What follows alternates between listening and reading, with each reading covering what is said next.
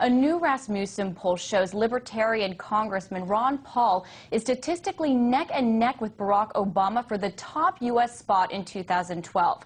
President. It's the latest sign Ron Paul is gaining steam with voters, yet he doesn't seem to be with the GOP or mainstream media for that matter. Here to talk about it is Ron Paul supporter Gary Howard, Media Relations Director of Campaign for Liberty, and also Washington Examiner political editor Chris Steyerwalt. Thank you, gentlemen, for being here. Now, this poll, I just really quickly want to go over. It has Obama edging out Ron Paul 42-41 in a hypothetical 2012 matchup. Now, some have come out contesting this poll, but earlier this year we've seen Ron Paul win the straw poll at the Conservative Political Action Conference. We saw him nearly win, losing by 1 vote to Mitt Romney at the Southern Republican Leadership Conference. So clearly it seems that he's gaining popularity, or his message is as well. But why are analysts calling him a long shot for a Republican candidate for presidency then? Chris? Well, I think he's definitely a long shot. I mean, it's hard to do. It's expensive. It takes a lot of time. But what I think's interesting and what I think's telling in this poll is that 2 years ago, when Ron Paul ran for president as a Republican, he was scorned, and the Republican establishment was poo-pooed him that his ideas were out of sync, and they sort of took turns at debates, if you remember, piling on Ron Paul. Oh, this and that, and Giuliani and others went back and forth to see who could zap Ron Paul the hardest. Now we see that sort of a libertarian moment is arriving in the Republican Party because Ron Paul's idea about the Federal Reserve, Ron Paul's idea about overseas interventionism, and all these other things have adopted a new currency inside the Republican Party. And I think there's no better indication of how things are going than the fact that Ron Paul's son Rand, running for Senate in Kentucky, has been endorsed by the 2008 vice presidential nominee Sarah Palin, while his opponent, Trey Grayson, the Secretary of State of Kentucky, has been endorsed by Dick Cheney, the former Republican vice president. So I think what it tells us is the Republican Party is re-sorting itself out as to the question of what does it mean to be a libertarian, small L. Do you agree? Because he still seems to be being poo-pooed by analysts as, really gaining steam with the Republican Party. Well, those analysts are part of the political class that they mentioned in that poll. And amongst the political class, probably media and Beltway types, Ron Paul loses 95% to Obama. However, among regular folks, he's in the dead heat. And with independents, he's actually beating Obama by a large margin, like 47 to 28%. So that just tells me kind of what you said, and also that if the establishment isn't quite waking up yet to what regular people are worried about, then regular people are just going to pass by them.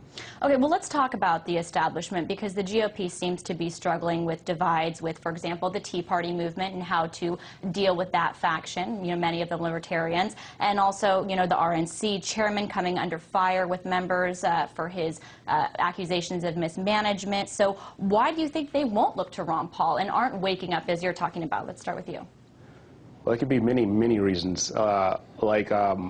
Congressman Paul has stated this himself in many speeches, that Republicans get into office, they get into office by talking the talk about limited government, but once they get there, they don't quite walk the walk. Chris, what do you think? Do you agree?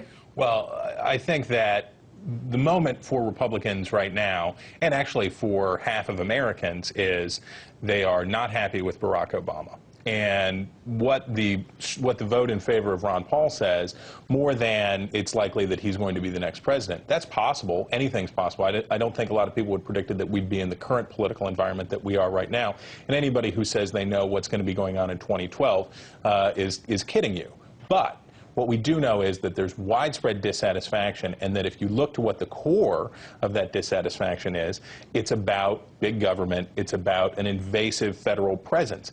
And when you have a candidate like Ron Paul, who maybe does not have the flash or sizzle of some of the other better funded establishment candidates, but who has been absolutely clear for an entire career about being a small government conservative, that has currency right now. And when people are looking sort of for anything but Obama, Ron Paul has a clear message that people can grab onto. So you think it's about the message more than the man, it sounds like. Now, I want to ask really quickly about the mainstream media. It doesn't seem like we've seen a lot of coverage of this poll, and what we have seen has been dismissive, saying that it's inaccurate, calling it flaky. Dissuade me that that's the case.